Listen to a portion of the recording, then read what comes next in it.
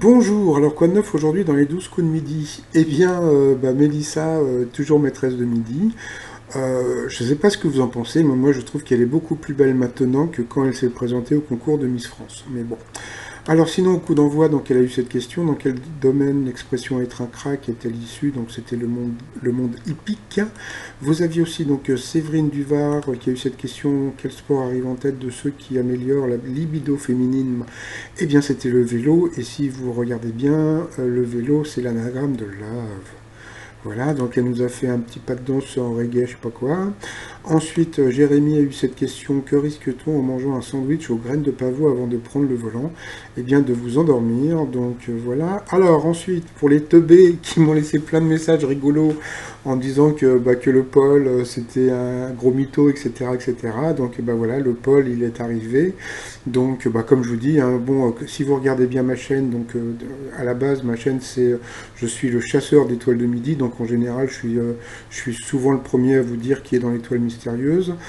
Donc après, je vous balance des infos. Donc en général, je les sais longtemps à l'avance, sauf que je ne sais jamais, je sais jamais les dates. Donc voilà, puisque bon, des fois il y a des enregistrements qui durent pour 4 jours, des fois 5 jours. Donc voilà quoi. Donc voilà, donc Paul est arrivé. Donc Paul a 19 ans. Paul est autiste Asperger. Il habite à Grenoble. Il est venu avec sa maman et puis comment dire et puis une amie. Donc vous allez voir, vous allez avoir plein d'émotions parce que c'est quelqu'un de très sympathique, voilà quoi.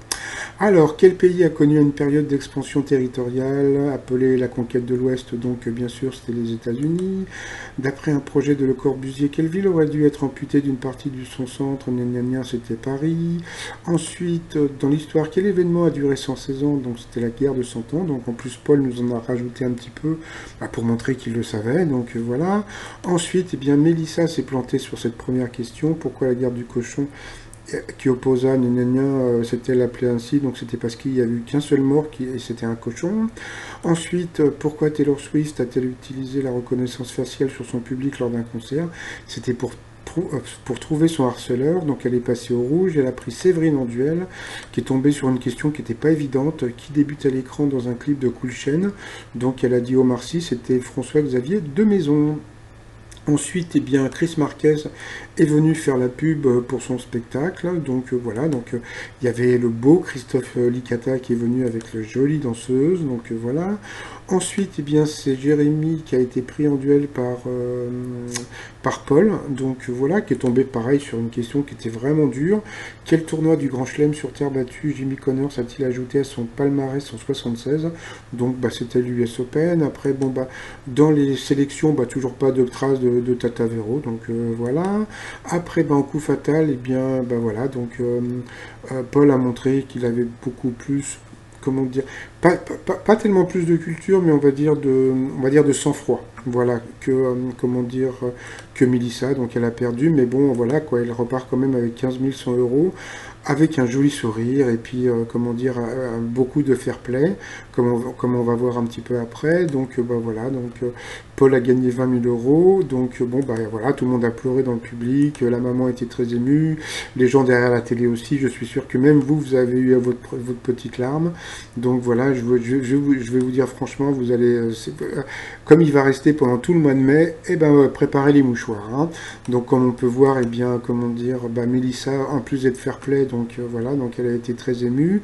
Euh, on a pu voir une chose, comment dire, qui était assez pas rigolote, mais bon, si vous avez regardé le feuilleton The Good Doctor, on voyait donc que le héros avait du mal à embrasser les gens. Donc, eh bien, Paul a le même problème. Donc, Jean-Luc Reichmann a voulu l'embrasser. Donc, voilà, il aime pas ça. Donc, ils sont comme ça. Donc, voilà quoi. Donc, et puis on sent comment dire, qu'il a une certaine émotion, mais pas plus que ça. Donc, voilà quoi.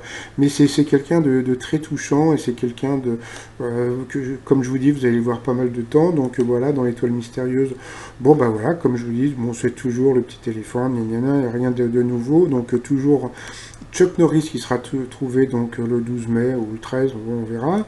Et puis sinon, voilà, donc eh bien, Paul. Alors il y a un autre truc que j'ai remarqué, c'est qu'au début, Jean-Luc Reichmann, là, vous voyez, et puis maintenant il le tutoie.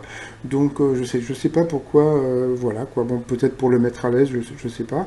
Donc bah voilà, donc comme vous pouvez voir, donc le Popol, il est là, et vous allez le voir déjà pendant tout le mois de mai, et déjà comment dire, pour le début du mois de janvier.